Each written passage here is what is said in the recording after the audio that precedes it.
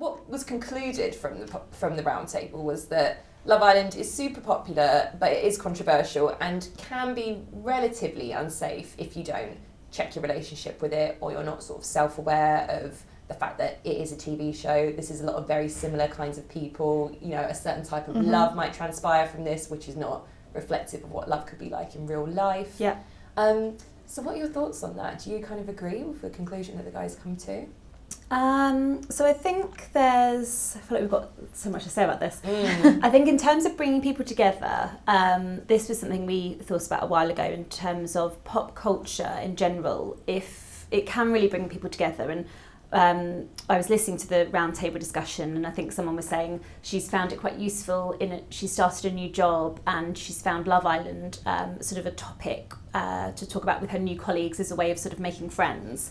And it can be a really useful tool, any kind of pop culture, to sort of make those initial bonds with people and you just have this common interest. On the flip side, it has been found that if a group of people are discussing pop culture and you for some reason don't know what they're talking about, it can make you feel really ostracised and really left out.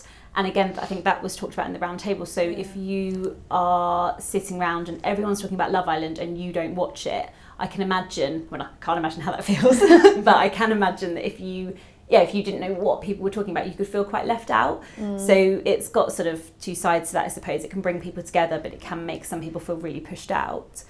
And I think we were talking about how, in terms of, I think it's interesting the word safe or unsafe.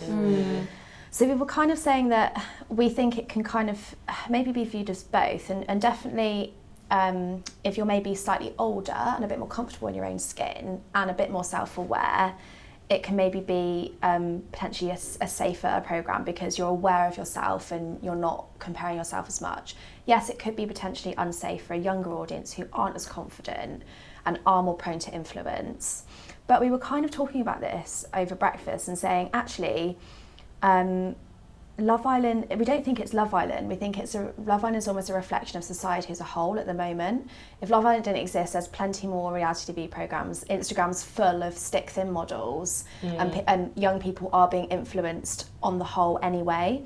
So I don't think it's necessarily specifically Love Island that's the thing that could potentially be viewed as unsafe. It's almost where we are in society and comparisons.